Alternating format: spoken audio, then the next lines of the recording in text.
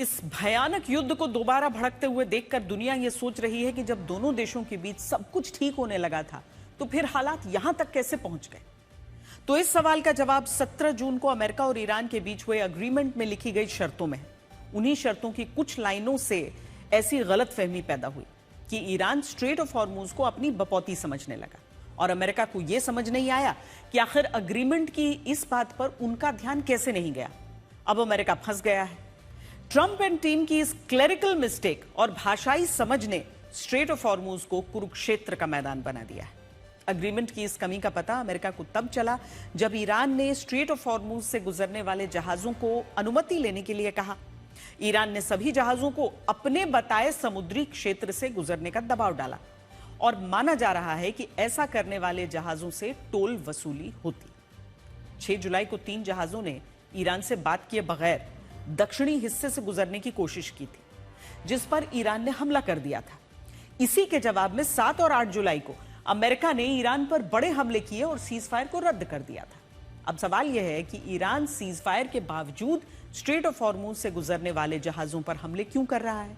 MOU के हिसाब से तो स्ट्रेट ऑफ हॉर्मूज से सभी जहाजों की आवाजाही फ्री होनी थी। दरअसल 17 जून को जो एमओयू साइन किया गया था उसमें एक पेच था। वो पेच ये था कि स्ट्रेट ऑफ हॉर्मूज पर नियंत्रण को लेकर साफ साफ कुछ नहीं कहा गया था। उसमें जो बातें कही गई थी उसे समझने में अमेरिका ने गलती कर दी और हस्ताक्षर कर दिए। इस चूक के बारे में कई एक्सपर्ट्स ने चेतावनी दी थी, लेकिन किसी ने उस पर ध्यान नहीं दिया। एक्सपर्ट्स ने कहा था कि एमओयू का 5वां पॉइंट, जिसमें स्ट्रेट ऑफ हॉर्मूज के नियंत्रण को लेकर शर्तें लिखी गई हैं, उसकी भाषा युद्ध जैसी खतरनाक स्थिति तक ले जा सकती है। इसमें लिखा था कि इस्लामिक रिपब्लिक ऑफ ईरान जहाजों के लिए अपनी पूरी क्षमता से फारस की खाड़ी से ओमान की खाड़ी तक और वहां से वापस आने जाने का सुरक्षित रास्ता बनाने का इंतजाम करेगा। पैराग्राफ की इस लाइन से यह संदेश जा रहा था कि ईरान ही इस पूरे क्षेत्र की आवाजाही को अपने नियंत्रण में रखेगा। ईरान ने भी एमओयू के इस पॉइंट को इसी तरह से समझा कि स्ट्रेट ऑफ हॉर्मूज का पूरा नियंत्रण एक तरह से उसे मिल गया है। अमेरिका को यह तब समझ में आया जब ईरान ने जहाजों पर हमले करने शुरू कर दिए। ईरान ने अमेरिकी दखल को एमओयू का उल्लंघन माना। उनके मुताबिक हॉर्मूज की सारी आवाजाही ईरान से नियंत्रित होनी थी। ईरान को भी युद्ध के बाद एक बात समझ में आ गई थी कि स्ट्रेट ऑफ हॉर्मूज पर नियंत्रण उसके लिए बहुत जरूरी है। अब स्थिति यह हो गई है कि दुनिया को पता ही नहीं है कि उन्हें स्ट्रेट ऑफ हॉर्मूज से गुजरना है या नहीं गुजरना है। अमेरिका के भरोसा दिए जाने के बावजूद हॉर्मूज से गुजरने वाले जहाजों पर ईरान के हमलों का खतरा भी बना हुआ है। स्ट्रेट ऑफ हॉर्मूज पर नियंत्रण को लेकर हाल ही में आईआरजीसी के एक कमांडर ने ईरानी मीडिया में दावा किया कि कोई भी विदेशी जहाज उनकी नजर में आए बिना हॉर्मूज से नहीं गुजर सकता। अमेरिकी सेंट्रल कमांड ने फैक्ट चेक टाइप जवाब देते हुए कहा कि स्ट्रेट ऑफ हॉर्मूज पर ईरान का कोई नियंत्रण नहीं है और यह अंतर्राष्ट्रीय समुद्री मार्ग है जो सबके लिए खुला है। अब समस्या यह है कि कंटेनर जहाज जो कच्चा तेल, एलपीजी या एलएनजी लेने के लिए स्ट्रेट ऑफ हॉर्मूज से जाने के लिए खड़े हैं, उन्हें समझ नहीं आ रहा है कि परमिशन लेनी है या नहीं लेनी है। अगर लेनी है तो किससे लेनी है, अमेरिकी सेना से या ईरान से। कुल मिलाकर दुनिया इन दोनों देशों की लड़ाई में पिस रही है। पिछले करीब 60 वर्षों से दुनिया भर के जहाज इस समुद्री मार्ग का इस्तेमाल फ्री में कर रहे हैं। साल 1968 में ईरान ने समुद्री मार्ग को बनाने में यूएन की मदद की थी और किसी तरह का नियंत्रण करने की कोशिश या बातें नहीं की थी, जबकि यह रूट ईरान के समुद्री क्षेत्र से होकर गुजरता है। 28 फरवरी को शुरू हुई अमेरिका ईरान युद्ध के पहले दुनिया को करीब 20% कच्चे तेल का व्यापार इसी समुद्री मार्ग से होता रहा और तब सालाना 50,000 से ज्यादा जहाजों की आवाजाही यहां से होती थी। स्ट्रेट ऑफ हॉर्मूज का उत्तरी किनारा ईरान से लगता है और दक्षिणी किनारा ओमान से लगता है। 1960 से पहले दोनों देशों का समुद्री क्षेत्र केवल 3 नॉटिकल माइल यानी करीब 5.5 किलोमीटर तक ही माना जाता था। बाकी क्षेत्र अंतर्राष्ट्रीय समुद्री सीमा था।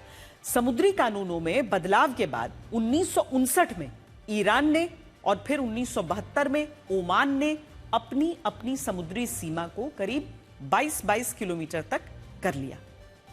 इस फैसले के बाद स्ट्रेट ऑफ हॉर्मूज का सबसे संकरा हिस्सा, जहां दोनों देशों के बीच की दूरी सबसे कम थी, वो क्षेत्र उनके हिस्से में आ गया। समुद्री आवाजाही के लिए बीच में एक ट्रांजिट लेन बनाया गया जो करीब 3.5 किलोमीटर का था। युद्ध शुरू होने के बाद से ईरान का कहना है कि स्ट्रेट ऑफ हॉर्मूज उसके और ओमान के समुद्री क्षेत्र में आता है, इसीलिए यहां से होने वाली आवाजाही का फैसला वही लेंगे।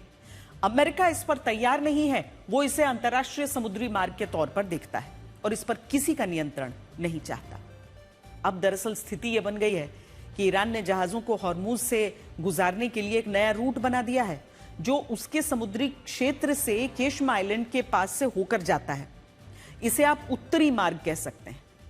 ईरान चाहता है कि सभी जहाज उसकी अनुमति और उसकी निगरानी में इसी रूट का इस्तेमाल करें।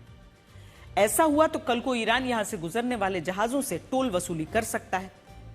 पारंपरिक रूट ईरान के बताए रूट से हटकर था। यह ओमान और ईरान दोनों के समुद्री मार्ग में पड़ता था। युद्ध में ईरान ने इस रूट पर नाकेबंदी कर दी थी और हमले करता था, लेकिन सीज फायर के बाद अमेरिकी सेना ने एक नया दक्षिणी रूट बनाया जो ओमान के समुद्री क्षेत्र से होकर गुजरता था। अमेरिकी सेना यहां से जाने वाले जहाजों को सुरक्षा देती थी, लेकिन ईरान ने इस क्षेत्र से गुजरने वाले जहाजों पर भी हमले शुरू कर दिए। 7 जुलाई से 13 जुलाई के बीच ईरान ने 6 जहाजों पर हमले किए, जिसमें 5 जहाजों पर जो हमले हुए वो ओमान की सीमा से लगते हुए इसी इलाके में किए गए। यानी एक तरह से देखा जाए तो ईरान हॉर्मूज क्षेत्र में अपनी सीमा से लेकर ओमान की सीमा तक हर जहाज पर हमले कर रहा है। ईरान के साथ युद्ध का दूसरा राउंड शुरू होने की एक वजह डोनाल्ड ट्रंप को मारने की साजिश भी है। इजरायल ने हाल ही में अमेरिका को बताया था कि डोनाल्ड ट्रंप को मारने की साजिश हो रही है और डोनाल्ड ट्रंप ने भी यह बात स्वीकार की थी कि वो ईरान की हिट लिस्ट में टॉप पर है। डोनाल्ड ट्रंप ने मोसाद से मिली इस जानकारी को चेतावनी की तरह लिया और खबर आ रही है कि उन्होंने अमेरिकी सेना को पहले से ही निर्देश दिए हुए हैं कि अगर उनकी हत्या होती है तो ऐसी स्थिति में दुश्मन पर ऐसा हमला किया जाए जो उसने पहले कभी नहीं देखा। ट्रूथ सोशल पर उन्होंने लिखा कि ईरान ने उन्हें मारने या उनकी हत्या की कोशिश की, धमकी दी है। उन्होंने दावा किया कि अमेरिकी सेना ने 1000 मिसाइलें पहले से तैयार की हुई हैं और सबके निशाने पर ईरान है। उन्होंने कहा कि अगर ईरान उनकी हत्या करवाता है तो उसके बाद हजारों और मिसाइलें तुरंत उन पर दागी जाएंगी। यानी डोनाल्ड ट्रंप ने हत्या की स्थिति में ईरान की बर्बादी का आदेश पहले से ही दे दिया है। लेकिन सच्चाई यह है कि अमेरिकी सरकार के पास ऐसा कोई डेड मैन स्विच जैसी व्यवस्था नहीं है जिसमें राष्ट्रपति की मौत के बाद तुरंत जवाबी हमला हो जाता हो। नियमों के हिसाब से देखें तो ऐसी स्थिति में अमेरिका के संविधान के 25वें संशोधन की धारा 1 और 1947 के प्रेसिडेंशियल सक्सेशन एक्ट के तहत सत्ता तुरंत उपराष्ट्रपति को मिल जाती है। यानी ट्रंप के न रहने पर उपराष्ट्रपति जेडी वैंस तुरंत राष्ट्रपति बन जाएंगे और अमेरिकी सेना के कमांडर इन चीफ बन जाएंगे और इसके बाद वो ईरान के खिलाफ किसी भी जवाबी कार्रवाई का फैसला कर सकेंगे। अमेरिका में परमाणु हमला या किसी बड़ी राष्ट्रीय आपदा की स्थिति में सरकार चलाए रखने की व्यवस्थाएं हैं, लेकिन राष्ट्रपति की मौत के बाद अपने आप जवाबी हमला शुरू करने का कोई प्रावधान नहीं है और इसके लिए राष्ट्रपति पहले से आदेश भी पारित नहीं कर सकता। अमेरिकी खुफिया अधिकारी इस बात से इनकार नहीं कर रहे हैं कि डोनाल्ड ट्रंप पर हमले का खतरा है। मोसाद की खुफिया जानकारी और ईरान में किल ट्रंप जैसे पोस्टर्स ने उनकी चिंताएं बढ़ा दी हैं। दरअसल डोनाल्ड ट्रंप पर साल 2024 में चुनाव अभियान के दौरान 2 बार हत्या की कोशिश हो चुकी है। इसके बाद इसी साल 25 अप्रैल में व्हाइट हाउस में डिनर प्रोग्राम में एक हथियारबंद आदमी ने फायरिंग कर दी थी। उस वक्त मंच पर डोनाल्ड ट्रंप भी मौजूद थे, लेकिन सुरक्षा बलों ने उन्हें तुरंत वहां से बचाकर निकाल लिया था। डोनाल्ड ट्रंप पर खतरा मुज्तबा खामेनेई के एक बयान के बाद और बढ़ गया है। ईरान के सुप्रीम लीडर मुज्तबा खामेनेई का एक बयान आया जिसमें उन्होंने कहा कि ईरान की जनता उनके पिता अली खामेनेई की हत्या का बदला लेना जारी रखेगी और बदला लेना जनता की इच्छा है और इसे हर हाल में पूरा किया जाएगा। यह बयान आयतुल्लाह अली खामेनेई के अंतिम क्रिया के दौरान आया था और अब यह भी बताया जा रहा है कि अगले हफ्ते मुज्तबा खामेनेई पहली बार दुनिया के सामने आने वाले। 28 फरवरी को हुए हमले में घायल होने के बाद से किसी ने मुज्तबा खामेनेई को नहीं देखा था। अगले हफ्ते मशहद में अली खामेनेई की याद में एक कार्यक्रम होने वाला है और यह माना जा रहा है कि अयतुल्लाह मुज्तबा खामेनेई इस कार्यक्रम में शिरकत करेंगे। दुनिया ऐसा मान रही थी कि ईरान और अमेरिका किसी नतीजे पर पहुंच रहे हैं, लेकिन पिछले 3-4 दिनों में जो हमले हुए हैं उसे देखकर लगता है कि शांति बहाली केवल शब्दों का खेल था। हमने ईरान और अमेरिका के तेवर और ट्रंप की हत्या से जुड़ी खुफिया जानकारी को लेकर इजरायल के राजदूत रुवेन अजार से बात की।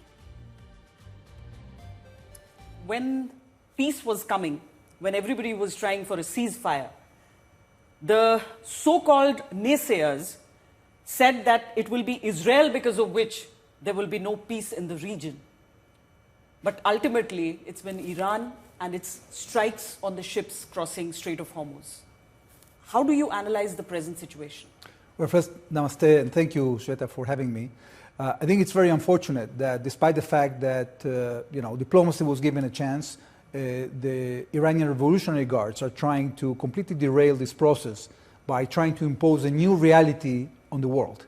And it's a reality that is not going to be accepted by anybody, because nobody is going to agree to change the nature of freedom of navigation in the world, and that's exactly what the IRGC is trying to do. So you're constantly saying just IRGC. You think there is a distinct wedge between the IRGC and the government of Iran? And the government of Iran is negotiating for peace with the United States, but IRGC is actually controlling how they respond?